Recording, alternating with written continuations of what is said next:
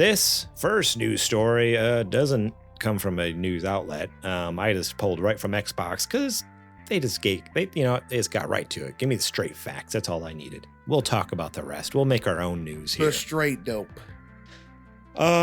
This was written by Joe Scrubbles. I didn't realize he was working at Xbox now. Because he was previous. Yeah, apparently. He's editor-in-chief at Xbox Wire. I thought he worked at IGN. When did that happen? I don't know. He must have left IGN at some point. Now he's editor-in-chief at Xbox Wire. I mean, I can't blame him. Good. You know what? Good job. Good job, Joe Scrubbles. Congratulations. Hats off. Congratulations. I don't know when that happened, but congrats. Xbox Developer Direct, all the news and announcements. So if you were not aware, on the 18th, there was a Xbox Developer Direct where they announced some updates to various unannounced undated games without a release date. Undated games. I don't know. I'm not good with words. Come on, man. So we got some release dates. We got some trailers. We got some images. And first things first, I want to touch on. We didn't really get much about it, but I am stoked about this key art that they released of Avowed, launching fall of 2024. So good. So this is coming out on such a good piece. Yeah, Xbox Series X and S, PC, and cloud, joining Game Pass on day one. This art is incredible. Like, I just want a print of this. I want a big old poster plastered on my wall of this skeleton dude.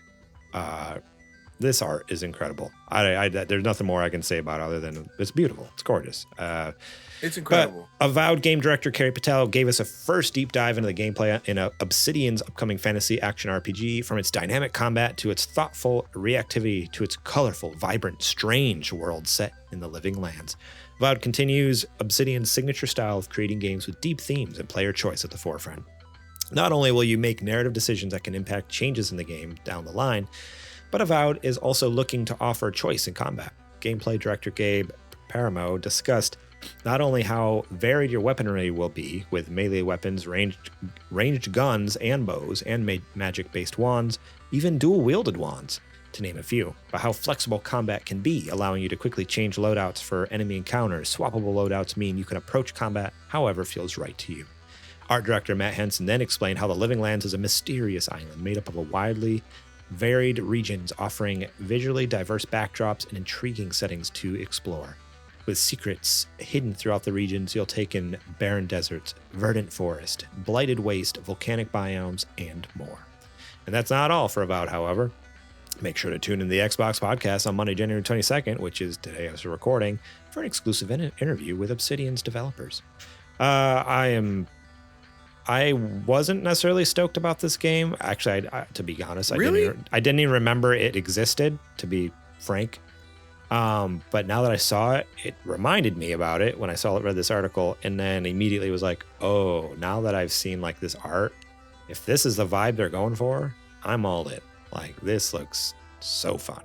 Call me crazy, dude, but some of the biomes, I guess the areas in the game that they showed off, like the landscapes looked incredible to me. Was there a trailer? Okay, yeah. Where they had a whole segment at the developer direct. I didn't watch the developer direct. I was working, dude. I have a job. Pony. Oh, full-time job. You pony, Sony pony. Yeah, that's right. Sony pony. No, I actually did not realize that they showed off a trailer. I just assumed because I don't know why I didn't think, because it literally says right here they gave us a first deep dive into gameplay. So of course they showed a trailer. I read the article and at first I interpreted it as, oh, they just talked about it. I didn't realize they actually showed anything off. I thought it was just like an interview thing, but I guess I need to go look at that now. I was gonna say, definitely take a look at it when you get a chance, because I mean it was already Obsidian and they don't miss. Mm-hmm. So I had no doubt about this game is gonna be good. I was just gonna play it when it came out. I didn't really need to hear. It was one of those situations I don't need to hear anything more about it until it drops. So I'm fine. They've earned that from me. You say they never miss. What were your feelings on the Outer Worlds? I liked it. I thought it was. You liked it? I liked it. Yeah. Okay. I didn't play enough of it to form any. It was better than Fallout 4. Any informed opinion on it, but I just remember hearing varying reviews of that game from like this game is look, not great to amazing. So it's like it was like top to bottom. So I was curious. I can tell you the story was more interesting than Fallout 4. The dialogue was better than Fallout 4. Okay. By a long shot. All right. It's not bad. So yeah, look forward to that this fall. I'm excited about that. The next thing, Senua's Saga Hellblade 2, launching May 21st. Xbox Series X, S, PC, Cloud, joining Game Pass day one. Ninja Theory took us behind the scenes at their studio in Cambridge to take a look at Senua's Saga Hellblade 2, meet some of the team, and learn more about the craft behind their new title, which is now in the final months of development. In the video, we learn more about Senua's new journey, which leads her to Iceland, a harsh and brutal land ravaged by myth and tyranny. We were given a new look at Senua's experiences of the world, seen through her eyes as someone who experiences psychosis, and saw some of Senua's visceral and violent battles with the Draugr. We also heard more detail on what players can expect from the game's story and how binaural and spatial audio will sink players deep into the world of Hellblade. With the studio mission of crafting life-changing art with game-changing tech, Ninja Theory are pushing the boundaries of fidelity, richness, and immersion. You can join Senua on our quest May 21st. So, did you get a chance to look at this, dude? I didn't get to watch this new trailer or a new, because again, I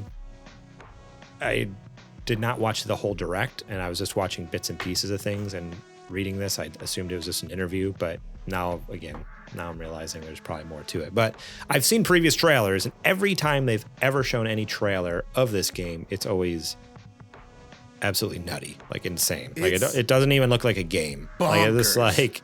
It's like, oh, this is a film, right? No, this is a video game, and I don't know. It's gonna be bizarre to see on my actual computer screen when it comes out. Like I don't even know. It's gonna make your 3080 scream, brother. Maybe. It's gonna put it in a headlock. We'll see. I might not be able to use ray tracing, but it might be all right. But I didn't know. Have you played through the first one? Not all the way. That's actually on my list to do this year for the backlog challenge. Okay. Yeah. I had started at one point, and I as well. I did not finish it. But that wasn't because it was bad. I think something else had just come out. Yeah, it was something. I got to it late. Like not. Yeah. Like I got to it late, and unfortunately, it was around the time where I'm like, I just need something to hold me over until X comes out. And I started playing, and I'm like, this game's really good. I'm like, but that game I've been waiting forever for is out now, and so I just moved on. And I'd love to go back, but. One of my favorite things, they talk about the audio in this little snippet here about the new game. That is one of my favorite things with the first one is the way the binaural 3D audio works. Like it's insane. You have to play this game with headphones on because it sounds like there's people whispering up in your ears and behind you. And like it's right behind you. Yeah, makes you feel like you're going crazy. Like it makes you feel like, oh, I'm also like you're right there in like experiencing some of those the side effects of the psychosis with Senua. Like, you know, obviously you're not actually experiencing psychosis, but like I said, the side effects of that, where like she's hearing voices, like you start hearing these voices. It's enough for you to empathize and hearing like what's going on for her, or hearing just like ringing in your ears or like little noises. You know, right. It's like I don't know, all sorts of things to make you like to the point where playing the game, like I'm like looking over my shoulder and stuff like that. Kind of like there's one sound effect that I knew you were gonna bring that up. I felt it in my bones. I have a sound effect on one of the Discord chats I'm a part of, and it's fantastic. It's like a door knocking, and it's fantastic because it gets Adrian every time I play it, and he's just dude. It's so good. Oh, it's fantastic. I know you're trying to play it right now. I'm ready for it this time. I'm looking. I don't even know if I can find it. I know you were. I don't know where it is. Oh, man. I can't remember what channel it was a part of. You just wait. At some point in this episode, you're going to hear a door knock, and you're going to be like, dang it. Nope. It's going to get you. I'll get you. Yeah, that one, though, I'm excited, and it's so soon. Like, it's a couple months away. It's nice to have something to look forward to with such an empty year. Like we talked about that a couple weeks ago. It's like there's nothing in 2024. At least, Granted, again, this is just the few things that are coming this year are all the beginning of the year, and this is no different, unfortunately. But I mean, at least we have Avowed later in the year to look forward to. But yeah, Senua's Saga Hellblade 2 coming May 21st. Visions of Mana launching summer 2024. Do you have any particular excitement over that or no? Looked great. I'm not the biggest Mana fan. I played Secret, and that's about it. That doesn't mean that the rest of the Mana games aren't great. That's just the only one that I've interacted with. I wish I had the time to go in and do that, but they're all, 90s, early 2000s era JRPGs, which means they're all like 60 to 80 hours. Which, when you get invested, of course, it always flies by. That's the one misconception that I don't like that people have about JRPGs. They're always like, oh, it's 100 hours. Oh, it's 80 hours. It's like, you don't understand, dog. When that switch flips and you are immersed and you're in that world, that time flies by. Yeah. Yeah, and I feel like the same is going to happen with this new Mana game, because it looks like it's trying to evoke that same old spirit that the old games had. So if I get the chance and I get the time, I'll definitely, pick it up. I think is it on Game Pass? I think the older ones have popped up there over recently. But this one is not going to Game Pass. It looks like it's just going to Xbox. It's coming out on Xbox and PC, but it's not coming to Game Pass. But previous ones will be, or are. I think they already are, because I feel like I canceled my Game Pass recently because I wasn't using it, and it's like $15 a month or whatever, $16 a month. But yeah, look forward to that. And yeah, I'm pretty sure the older ones. So if you're interested in the series, look and see if some of the older ones on Game Pass. I'd give those a try before buying this one. But this is a game where anytime I see gameplay, I'm like, that looks beautiful. It looks fun in an RPG way. It looks like any other RPG, so it looks fun. The characters seem cool. There's so many positives to it, but never enough for me to actually bite the bullet and give it a shot. So I don't know. We'll see. Maybe one day it'll get me. There's this other game, Era History Untold. I don't know anything about that. It's coming fall that 2024. One I don't remember. That one slipped right by me. Based off of the artwork, the key art, it makes me think it's almost like a strategy, top-down strategy game. If that makes sense. No, it does. I just. Yep. Yeah. I was trying to visualize it, and I couldn't bring anything up. I just pulled up screenshots, and yeah, it's basically like Age of Empires or Civ, like a civilization game. So it's like another RTS. Yeah, exactly. So that's coming, and enjoy that later this fall on Game Pass day one. It's only coming to PC, not coming to Xbox. All right, here's the big dog news. This is what we've been waiting for. What the thumbnail for this episode is all about. Indiana. Quick addendum. Okay. Sorry, I was trying to get it in before you did it. No, it's all good. Just want to say, while it wasn't shown, it is still on my mind. We didn't get any updates on South of Midnight, which is the game that's about the girl who's a sorceress, and it's in the Deep South. Oh, yeah. Remember that giant guy, that giant skeleton dude that was playing the guitar? Yeah. Didn't get any updates about that, so it's likely not coming this year, unfortunately, because I feel like they would have said something at this point. It looked so good. But I am still keeping tabs on that game heavily because it looks incredible. From the little that we've seen in the trailer, if the game looks like that, might be game of the year. We'll see. We'll see. All right. So here we are. Here is the big dog news story here. Indiana Jones in the Great Circle launching 2024. Coming to Xbox Series X and S and PC, joining Game Pass on day one. So there's no specific release date, just a year, which I'm guessing. Which means Christmas. I'm guessing fall, Christmas time. The official reveal of Indiana Jones and the Great Circle was debuted during Developer Direct with over 13 minutes of gameplay footage and developer insights. The new journey starring the legendary archaeologist comes from the award-winning team at Machine Games, the minds behind Wolfenstein, The New Order and Wolfenstein: The New Colossus, in collaboration with Lucasfilm Games and executive produced by Bethesda Game Studios' Todd Howard. That's it. That's all the information they have, which is weird. You're going to keep going. I thought I was too. It looked like there was more, but then I realized it's just talking about there's an update for Diablo 4. Yeah, for some reason, that's all they said about that. But they finally revealed it. This has been a game that they like kind of initially announced a while back, right? We've been waiting on this for a while. They kind of teased it. Well, like a couple years. The like, rumors got out before anything. Okay. And then we finally got the confirmation at that one. Wasn't it last year's Developer Direct? Oh, when yeah, they did that long sweep over the table with all the artifacts and stuff on it. Yeah, and then you see like his whip sitting there and a hat, and you're like, right. Oh, it's Indiana Jones. Yes, I think that's seems right for the timeline. But yeah, but it's been like a couple years of people just like waiting for some sort of information because there's so many rumors like pointing towards something happening over there. So it's exciting to finally get that. Let's talk about a few things because I was gonna say you and I just both watched the trailer. Yeah, we watched the trailer here right before the episode.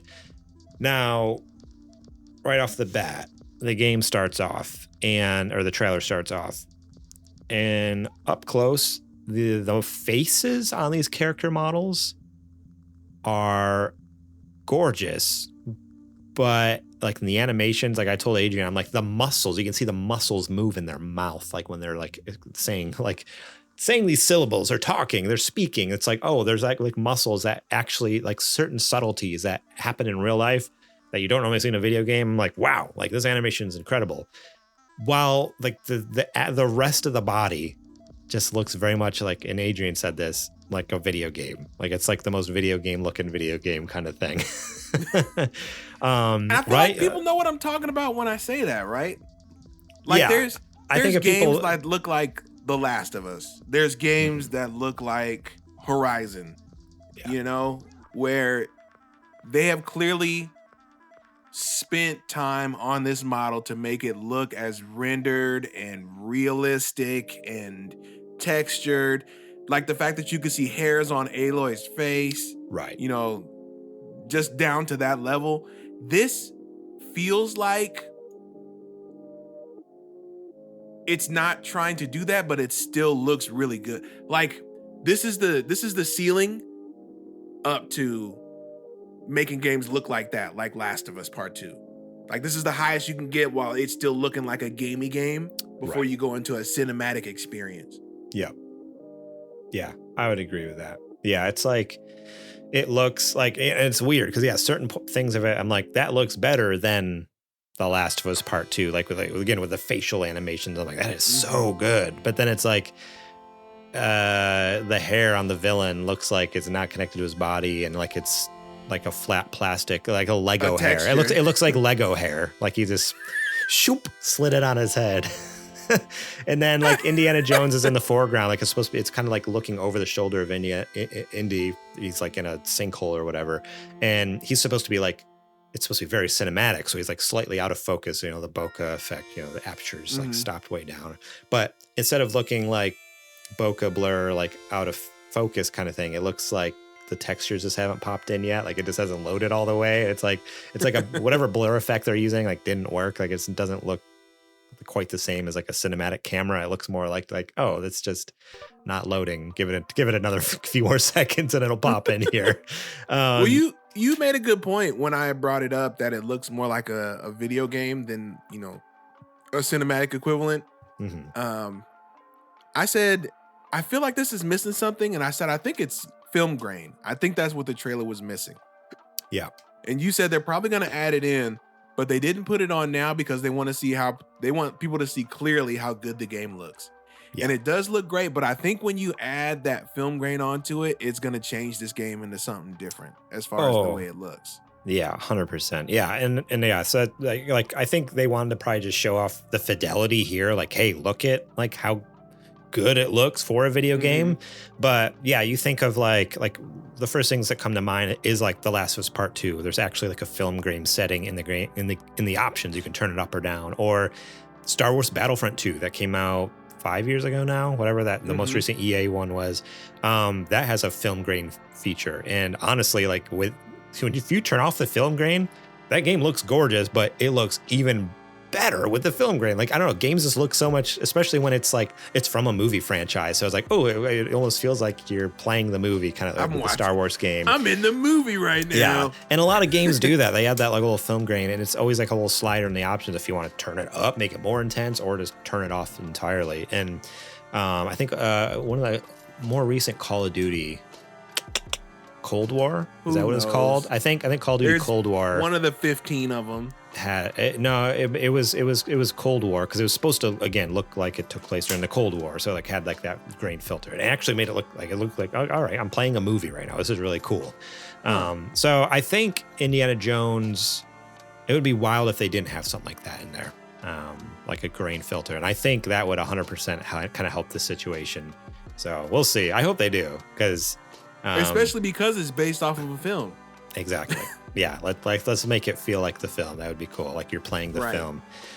Speaking of gameplay, it is a first-person game, which makes sense for machine games because that's what they do. But boy, does it seem like a wild choice for Indiana Jones because it's just, I don't know. For years, when there's people have compared Uncharted to, oh, it's Indiana Jones, but a video game. And so I guess in most of our heads, when we assume there would ever be an Indiana Jones video game, it'd be third person, right? And then Machine Game comes out and they're like, nah, not this time. We're doing first person, baby. First person's our bread and butter, baby. We ain't changing nothing. I don't know how I feel about it yet. I initially, right off the bat, was not feeling it. I'm not a fan of it, only because with like the melee weapons Indy has, with like the whip and stuff like that, I feel like that's always awkward in first person. I'm never a fan of first person melee type games. That's not a fan. But they've mentioned in that presentation that they are specifically working and tweaking to make sure that it does feel good to use the whip in first person. Okay. Like they've taken those things into account. So yeah. I would say maybe give them a college try first. Let them see what solution they come up with. And if it's still whack, then of course we can talk about that. But the fact that they said that in the keynote, because they know a lot of people, that's what they want to do is play with the whip. And then they showed examples of it too. So it's there if you want it. Yeah. You are Indy this time instead of you're looking at Indy or making Indy do it. Yeah. Yeah, which is it's from a storytelling point of view, like it's cool. Like it's a really neat way to put it. Like, yeah, you are Indiana Jones here, but yeah, it's also still just from a gameplay point of a video game, strictly from a video game point of view, it just seems like an interesting choice for this type of thing. But not to say it can't work. Like they've nailed it with Wolfenstein games. Like they've been a lot of the more recent ones. They've been first two very good. Classics. But, yeah, Lindsay in the chat says, I actually am kind of looking forward to seeing what the first person is like. And the cutscenes will be third person. Yeah, that is true. Cutscenes will still be third person. So it's going to feel like, you're watching a movie or whatever. But yeah, they have the chance to do something really unique here and make it work. Kind of make all the haters look dumb, mm-hmm. Look like fools a little bit. Because also, it's kind of like a lose-lose. It's a lose-lose, right? Because you make it first person. There are some people who are like, oh man, I don't even know if I want to play this anymore because now it's first person. And then you make it third person. Oh man, they're just copying Uncharted. Look how it looks like Uncharted and plays like Uncharted. So yeah, that's true. You're gonna have to pick one and just lose. That's all you can do. Yeah, they had to do something to stand apart. And yeah, if they can really nail it, then they'll definitely. I think you're right. Like it's lose-lose, but if everyone just complains it's another Uncharted game, that can turn a lot of people off and then they're just done. Like they're not even going to give it a shot. Where if people are like, oh, dang it, it's a first person game, but then they hear it's a good first person game, they might actually be like, oh, I'll give it a shot. Where like if it's like, oh, it's an Uncharted game, well, then all of a sudden it just gets like all the Sony ponies like, I'm not even going to give it a try because they're just trying to copy what we have, or it just gets pigeonholed, kind of like what okay, so this drives me nuts. people talk about Death Stranding. Oh, it's just a delivery man simulator. No, it's so much more. Like, there's guns in the game, there's combat, there's all sorts of stuff. Like, yeah, there's a lot of traversing around on foot, but it's more than just a delivery man. And so, where if this game got pigeonholed as like, oh, it's just the Overwatch, or not Overwatch, where's my mind? Uncharted, oh, it's just the Uncharted copycat, then okay, then it's always going to be known as that. But again, if it's like the first person Indiana Jones game, that's negative at first until people play it. And then it's going to be like, oh, this isn't so bad, Right. Like, I've played Call of Duty before. I've played X, Y, and Z that are first person. Like, this is fine. This makes sense. And I lived. So, yeah. I don't know. The internet's just full of a bunch of crappy people. Yeah. I mean, overall, game looks fantastic. Looks great. From what we've seen from the previews. I am okay with the first person. I think it's different, but I also think that it's going to help people get way more immersed in the game than it would if it was third person indie. And I'm not saying that's not possible with third person. There are plenty of third person games that people get, immersed into the world. But like I was saying earlier, just to kind of piggyback on that, the fact that you are indie now, I think is really going to help a lot of people to instantly be able to jump into that world and into that role. So yeah. It'll be a good Christmas because that's when it's coming out. Heck yeah. Well, we'll have to wait and see, but most likely that'll be it. Thank you so much for watching that clip from our podcast. Remember, if you want to watch the whole episode, the full episode, link will be in the description below. You can click on that and check it out. We got listener questions. We got more news segments. We got what you playing. We got a lot of fun things. So yeah, more than just the news. There's a lot more to the show that you should go check out. So remember, click that link in the description. Check out that full episode.